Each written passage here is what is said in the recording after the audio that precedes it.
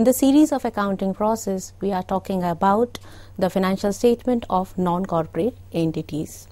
As you all know that this accounting process or accounting cycle that begins with the identifying of a transaction and then recording that transaction into the journal. Then after the journal entries, these journal entries are posted into the ledger, and then after the ledger posting, these ledgers are balanced, and after the balancing of accounts, the trial balance is prepared. So till now we talked about all these journal entries, how to do the ledger posting, balancing of accounts, and then preparation of trial balance, and then the preparation of financial statement of non-corporate entities without adjustment. In today's lecture, we are going to talk about this final accounts with adjustment. Let me first explain you what are adjustment entries. An adjustment entry is an entry that is done at the end of an accounting period to record any unrecognized income or expenses for the period. The trial balance contains only those items which have been recorded in the books of accounts during the current accounting period and does not contain those items which are not recorded in the books of accounts during the accounting period, although such unrecorded items belong to the current accounting period. The logic behind these adjustment entry is that in trial balance we record only those items which in a trial balance that contains only those items which are recorded in the books of accounts during the current accounting period. But this trial balance does not contain all those items which are not recorded in the books of accounts, although all those items are related with the current accounting period. So to incorporate all those items which are related with the current accounting period but are not recorded in the trial balance, to incorporate all those items, it is necessary to pass adjustment entries. So the adjustment in final accounts simply mean bringing into record all those items which have not yet been included in the trial balance with the help of adjustment entries. So there are some items which are not recorded in the trial balance and which are to be recorded, and these can be done only with the help of adjustment entries. The rationale behind the adjustment is that final accounts must be prepared on accrual basis. There are two bases of accounting which we talked about in our previous lectures, that is two bases, one is cash basis and one is accrual basis of accounting. In financial accounting, we follow accrual basis which states all expenses, all incomes which are related with the current year are to be recorded in the current financial year only, irrespective of the fact whether those expenses are paid or not, whether those incomes are received or not. So accrual basis states all those expenses or all those incomes which are related with the current year are to be recorded in the current year only, whether those expenses are actually paid or not, or whether these incomes are actually received or not. Adjustments are necessary for correct matching of revenues and expenses incurred to earn those revenues. Adjustments are also made to record assets and liabilities at their correct value by taking into account any wrong treatment. If any error is done, if any two-sided error is made, we already talked about these type of errors in our previous lecture, that is error of principle, this is a two-sided error. Error of principle means when revenue expenditure is treated as a capital expenditure, or when capital expenditure is treated as a revenue expenditure. Revenue expenditure which are recurring in nature, all those expenditures which are recurring in nature are known as a revenue expenditure. Example, wages, salaries, these are the examples of revenue expenditures. Capital expenditure which are non-recurring in nature, the examples of capital expenditures are when machinery is purchased. So if there is any error regarding, like we have purchased a machinery but by mistake we have recorded this machinery as purchases, so this is known as an error of principle. So if we have done any error like this, then for the same adjustment entry need to be passed. Adjustment entries are also passed in case of non-cash expenses. Non-cash expenses, the expenses which are not paid in cash, like depreciation of fixed assets, interest on capital. Adjustment entries are also passed to record non-cash incomes like interest on drawings. This is non-cash income. So for the same, adjustment entry is passed.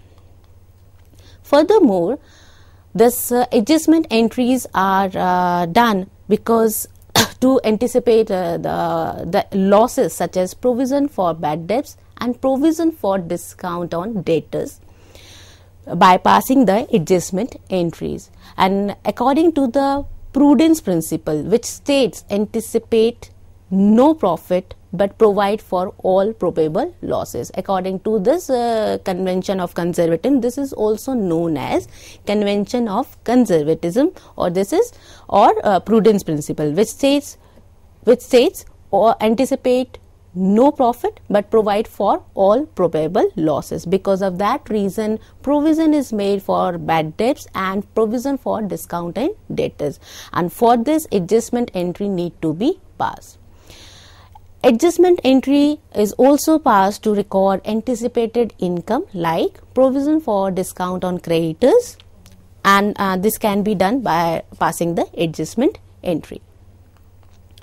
The most frequent adjustment entries which we are going to talk about today are closing stock. We are going to talk about the closing stock, outstanding expenses, prepaid expenses, accrued income, earned income, which is also known as income received in advance, depreciation, bad debts, provision for bad and doubtful debts, provision for discount on debtors, provision for discount on creditors. Then we are going to talk about all type of interest, whether it is the adjustment entry which is related with the interest on capital, interest on drawings, interest on loan.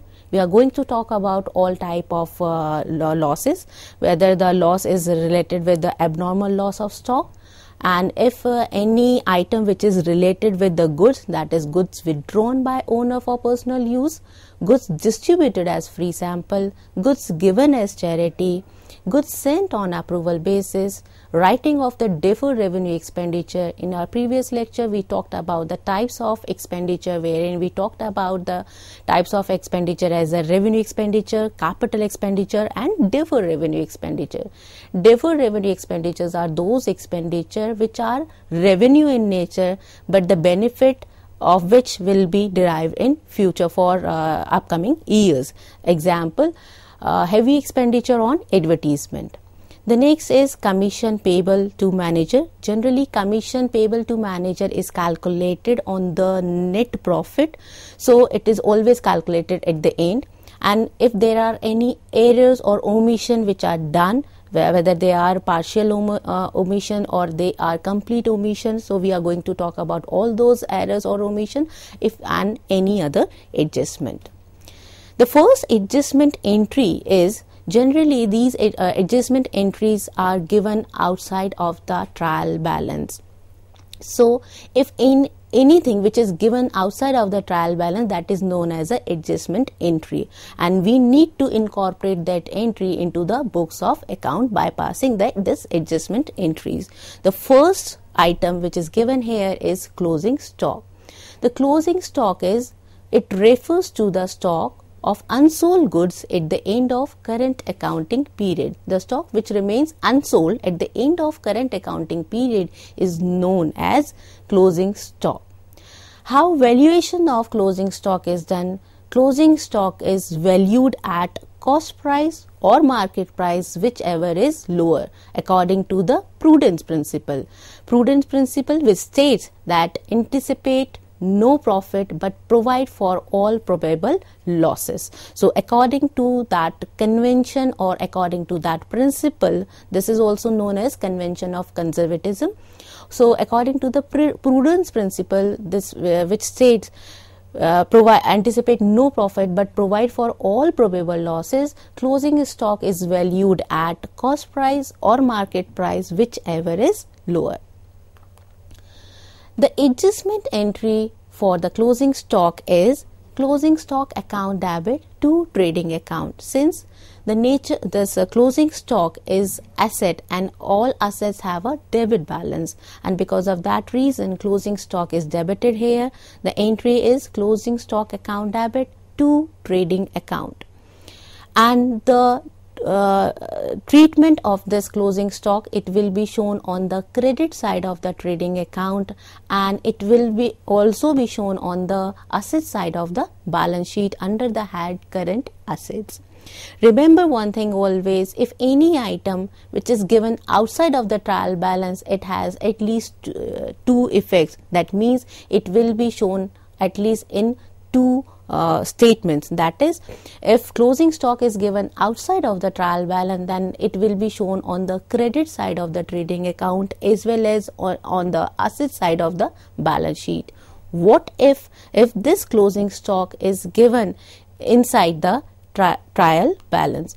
If closing stock is given inside the trial balance, that means if closing stock is already appearing in the trial balance, if any item which is appearing already in the trial balance, in that case no adjustment entry is required to be passed, since it has already been taken into account while computing the amount of adjusted purchases or cost of goods sold. That means if closing stock is already appearing in the trial balance, in that case no adjustment entry will be passed, because that is already been taken into account while computing the adjusted purchases or cost of goods sold. In that case, this closing stock, if it is appearing in the trial balance, in that case this closing stock will be shown only and only on the asset side of the balance sheet.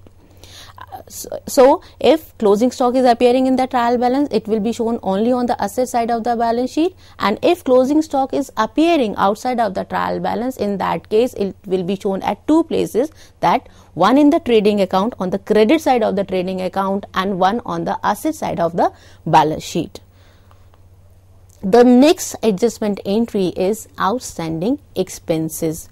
Outstanding expenses are those expenses which are due but not paid. Means all those expenses which became due, which are related with the current year but not paid. For example, wages due for the current year but not paid, salary due for the current year but not paid. The total salary which we have to pay for the current year is 1,20,000, but out of which we have paid only 1 lakh. So 20,000 is still outstanding.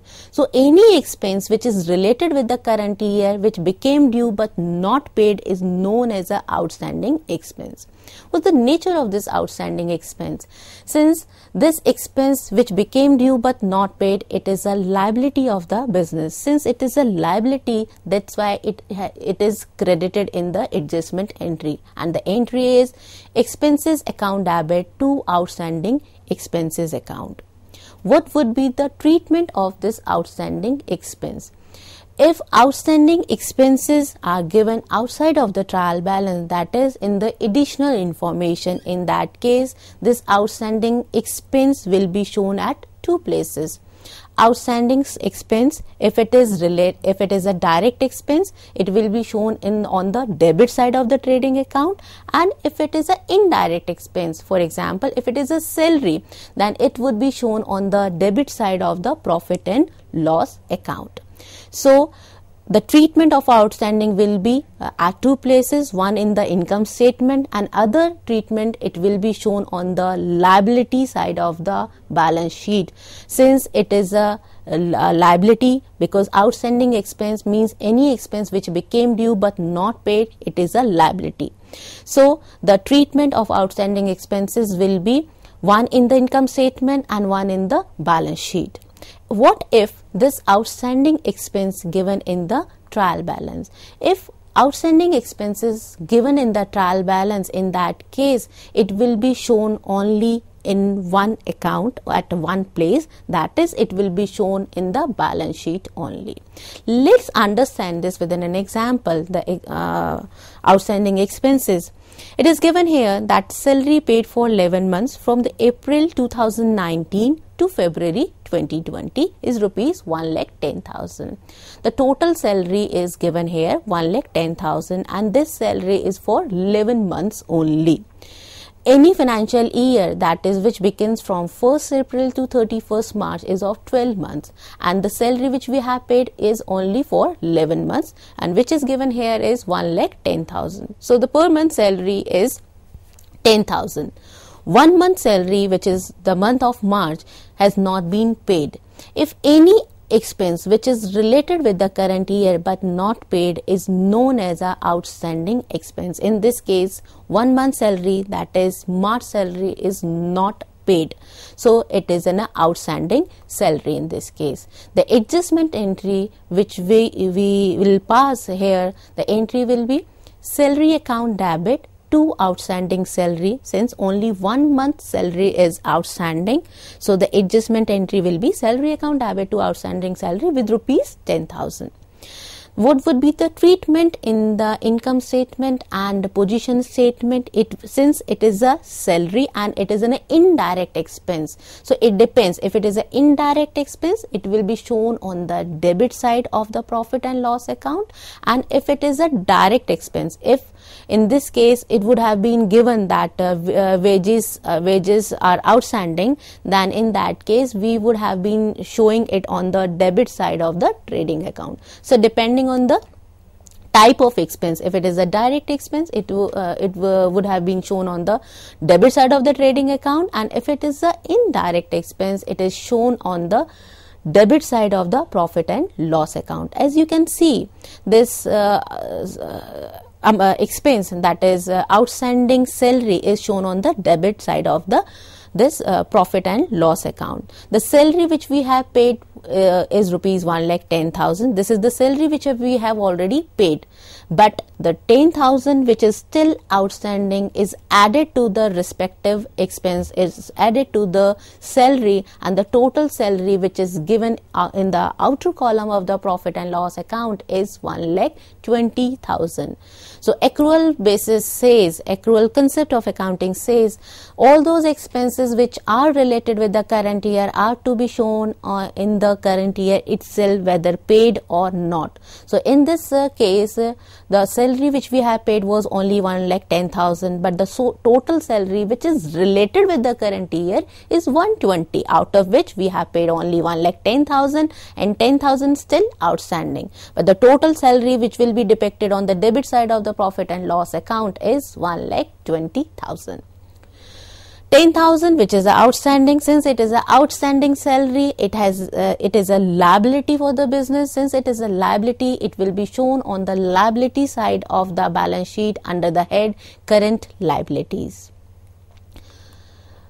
If I have already explained this, if outstanding expenses are given in the trial balance, in this case it will be shown only and only in the balance sheet, not in the income statement. As it is given in this example, this outstanding salary is given on the credit side of the trial balance. Since outstanding salary is a liability and all liabilities have a credit balance, so in the trial balance this outstanding salary is shown on the credit side. It is having a credit balance. So what if outstanding salary is given inside the trial balance? If outstanding salary is given inside the trial balance, that means it is already an adjusted item. There is no need of passing the adjustment entry. In this case, this will be shown only at one place, that is in the balance sheet. On which side? Obviously on the liability side. So all those items which are appearing in the trial balance will be shown only at one place, and all those items which are appearing outside of the trial balance will be posted at least two places, one in income statement and one in balance sheet. The third type of expenses, third type of entry which we need to pass is related with the prepaid expenses. This is also known as unexpired expenses. Prepaid expenses, all those expenses which are paid in advance, whose benefit will be available in future, and these are also known as unexpired expenses. The entry for prepaid expenses would be prepaid expenses account debit to respective expense account. So since this is an expense which is already paid in advance, so if any expense which is already paid in advance is a asset for the business, if it is an asset for the business, it has to be shown on the asset side of the balance sheet, and the other effect would be in the income statement. How to show in the final accounts? Prepaid expenses will be shown on the debit side of trading or profit and loss account. If we have paid wages in advance, if we have paid salary in advance, in that case, this wages would be shown in the trading account and salary would be shown in the profit and loss account by the way of deduction from the respective expense.